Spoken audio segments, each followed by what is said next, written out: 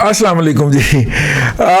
इस वक्त जो है वो सबसे इम्पोर्टेंट बात जो हो रही है वो शहबाज शरीफ साहब ने बड़ा कोई मार्का फतह किया है। शहबाज शरीफ साहब का इंटरव्यू सुन लें तो एक लफ्ज़ में अगर उसका अहाता किया जाए तो पथेटिक से एक लफ्ज़ उसके लिए इस्तेमाल किया जा सकता है। ये नून लीग की सोशल मीडिया टीम जो है वो हर दफ़ा जो है वो माहौल बनाती है कि पता नहीं की कर देगा शहबाज शरीफ, की कर देगा, और वो हर दफ़ा उनको मायूस करते हैं। शहबाज शरीफ साहब जो हैं उनका इंटरव्यू ऐसा है कि उससे हर बंदा अपनी मर्जी की बात निकाल सकता है। मैंने इसके ऊपर अब तक दो तरह के कमेंट्स और विलाग्स देखे हैं। एक तो ये है कि शहबाज शरीफ ने जनाब वार्निंग दे दी है कि अगर आइंदा हुआ तो हम आप अगर आइंदा हमारा मैंडेट चोरी हुआ, हमारे वोट चोरी हुए तो हम ठीक है। और दूसरा कह रहा है जनाब शहबाज शरीफ ने फिर जनाब सुलह के बयानिए का अलम उठा लिया है। अब ये दोनों जो हैं बातें जो हैं, सुलह से कुछ नहीं मिलना आपको, सुलह से और थप्पड़ पड़ेंगे, एक और थप्पड़ पड़ेगा। आप कहते जाए नहीं नहीं साहब अब नहीं मारेंगे, साहब अब नहीं मारेंगे, साहब एक और मारेंगे थप्पड़, ठीक है साहब। आप कहते हैं सेम पेज हो गया, सेम पेज तो यकीनन हो गया है, लेकिन सेम पेज अपनी जगह पे बरकरार है। खाक सर वो वाहिद आदमी है जिसने पहले दिन से आपको कहा था कि दिलो जान के साथ अदारा जाती तौर के ऊपर टेक ओवर हुआ है, तो ये तो सामने गालियां खाने के लिए रखा हुआ है ना, या बोंगियां मारने के लिए। ओ यार कैसा भाई ने हमला किया कप्तान ने हमारा आपके इंडिया के ऊपर, ठीक है।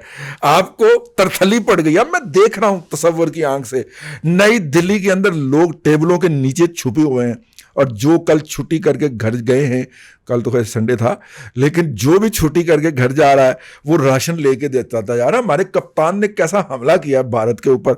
उसने कहा भारत की आबादी 1 अरब 300 करोड़ है। यार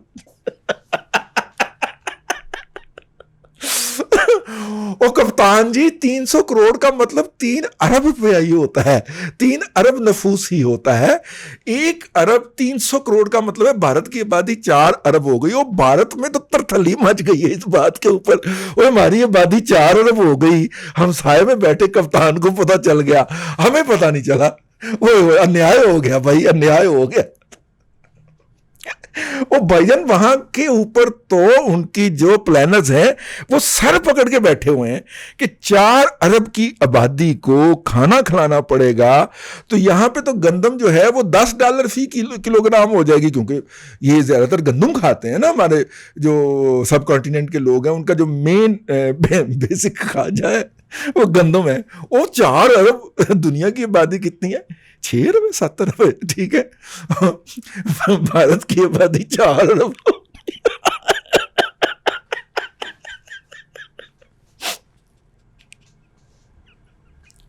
हद है यार। वैसे ऐसे ही गुजरते गुजरते मैंने कहा कि उनके जिक्र के साथ ये जिक्र भी कर दिया जाए।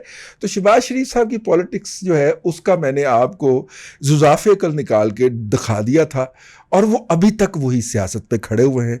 इंतहाई मायूस कुन इंटरव्यू था उनका, उनको ये इंटरव्यू नहीं देना चाहिए था। देखिए मियां नवाज शरीफ साहब ने पिछली दफ़ा जो अक्लमंदी की थी, वो जब यहाँ से जाने लगे थे तो उन्होंने एक फाइटर को, एक बागी को, जनाब जवेद हाशमी साहब, मखदूम जवेद हाशमी साहब को PMLN का सरबराह मुकर्रर किया था, जिन्होंने इस दौरान पूरी लड़ाई मुशर्रफ के साथ लेके रखी हर फोरम के ऊपर, ठीक है। और नतीजे के तौर पे जैसी भी थी वो पार्टी बचा के निकल गए, ठीक है। नवाज शरीफ साहब सरूर पैलेस में बैठे इतनी खबर जारी करवा देते थे कि फलाना बंदा आगे कहता था कि मैं नवाज शरीफ से मिला और उन्होंने ये कहा, और हम मीडिया में होते थे, हम उन्हें नवाज शरीफ साहब की खबर कह के लगा दिया करते थे। ये एक स्ट्रेटजी थी उनकी, उस वक्त अच्छी स्ट्रेटजी थी कि वो जिंदा रहें पाकिस्तान के मीडिया के अंदर। प्रिंट मीडिया का दौर गुजर गया, अब इलेक्ट्रॉनिक मीडिया का दौर आ गया, और जिन्होंने आपको हटाया या जो आपको मुसलसल रगड़ रहे हैं वो इस मीडिया के ऊपर पूरी कमांड रखते हैं। और उस मीडिया के ऊपर कमांड, वैसे भाई दबे यही कमांड आप उनको थमा के गए हुए हैं, आपको रोए थे ये साइबर क्राइम वाला एक्ट ना बनाइए, ठीक है। वो अनोशी रहमान कहाँ गई आजकल, कहाँ होती है वैसे, ठीक है ना। उस वक्त तो बड़ी एक्टिव होती थी, और वो निकल गई पतली गली से, पता नहीं अब कहाँ पे प्रैक्टिस करती होगी, लायक थी खातून, तो अब पता नहीं कहाँ पे प्रैक्टिस करती, कौन सी मुस्लिम लीग में उनकी बड़ी खिदमात थी, तो वो अब क्यों खिदमात नहीं है उनकी, कहाँ गई वो। ये इस तरह के यार डुबियस करैक्टर मियाँ साहब जब आप कबूल करते हैं ना कि जरा पास बैठा हुए उसको आप ओहदा दे देते हैं। अब देखें ना, अब फवाद हसन फवाद साहब जो हैं, उनके जो सगे भाई हैं वो आपकी रोजाना ऐसी तैसी फेर रहे होते हैं रऊफ हसन साहब, क्योंकि आपने उनको वो तनख्वाह मांग रहे थे उस वक्त, उस पर मुलाजम नहीं रखा था। रख लेते यार PR के खाते में से उसको, ठीक है, दोनों भाई अकोमोडेट हो जाते, और वैसे जाना उन्होंने फिर भी उधर ही से, ठीक है। और ये फवाद हसन फवाद को तो आपके कंधों पे सवार किया एस्टेब्लिशमेंट ने कैद करके, वरना ये कब के प्यारे हो चुके होते उनको। वो तो उनकी प्रोफेशनल राइवलरीज आ गई ना डिपार्टमेंट के अंदर ऐसे। तो खैर बात इधर निकल रही है। मुझे जी उस इंटरव्यू ने ना कभी पहले इंप्रेस किया है, शहबाज शरीफ साहब ने इंप्रेस नहीं किया कभी भी, ना इस इंटरव्यू ने किया, बल्कि ये इंटरव्यू अगर ना होता तो PMLN की सियासत के लिए ज़्यादा अच्छा होता। इनकी जगह पे किसी आप एहसन इकबाल को बिठा देते। एहसन इकबाल साहब भी बड़े खचरे हैं, अल्लाह ताला उनको शफा दे, सेहत दे, वो बड़े आराम से कोरोना करा के घर बैठ गए, ठीक है। इनकी जगह तो एहसन इकबाल साहब ज़्यादा अच्छा इंटरव्यू दे सकते थे, सेक्रेटरी जनरल हैं यार आखिरकार पार्टी के, वो दे देते। इनसे जब भी आप इस तरह की काम लेने की कोशिश करते, भाइया इस काम लिए नहीं बने होया, शहबाज शरीफ अपोजिशन के लिए नहीं है, यहां पे कोई जवेद हाशमी चाहिए, ठीक है, जो ममोले को शहबाज से लड़ा दे, जबकि आपका वर्कर भी अब तैयार है लड़ने के लिए। यहां पे कोई इस तरह का बागी चाहिए, यहां पे सईद किरमानी साहब का साहबजादा नहीं चाहिए। वो सेनेटरशिप लेके साइड पे हो जाते हैं ये सारे लोग और एंजॉय करते हैं फिर अगले 6 साल। जब 6 साल खत्म होने वाले होगा फिर मियां साहब की चापलूसी करने पहुंच जाएंगे, ठीक है ना। तो इसलिए मियां साहब को, बंदा को मेरिट पे भी लगा लिया करें कभी। ये आपका भाई इस मेरिट पे पूरा नहीं उतरता, अपोजिशन के दिनों की पार्टी का सरबराह ये बंदा नहीं है। अगर आप अपनी पार्टी को PMLQ बनाना चाहते हैं, this is your choice, go head. लेकिन अगर नहीं बनाना चाहते, और कम से कम बंदा तारीख में अगर सियासी तौर पे मरना ही चाह रहा है तो लड़के तो मरे ना यार, ठीक है। सरेंडर ना करे, सरेंडर करना किसी और की रवायत है, सरेंडर करना किसी और की तारीख है, ठीक है। पाकिस्तान के सिविलियन ने आज तक सरेंडर नहीं किया, जिस महाज पे डट गए तरवेला मंगला बना के छोड़े, ठीक है ना। तो इसलिए भाईजान आप कोई बंदे का पुत्र लाए जो कि मेरा, खैर ये भी बंदे के पुत्र है, मेरा मतलब है कोई बागी टाइप का ना, कोई जवेद हाशमी टाइप का बंदा लाए जो कम से कम हौसले से बात तो कर सके।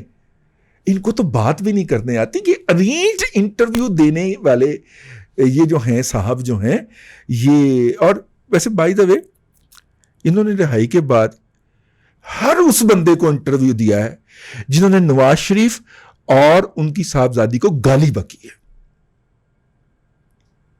यार मुझे गुस्सा आ रहा है यहां पे बैठे हुए, तो इससे पियो ही हो यार, तो गुस्सा नहीं आता, ठीक है ना।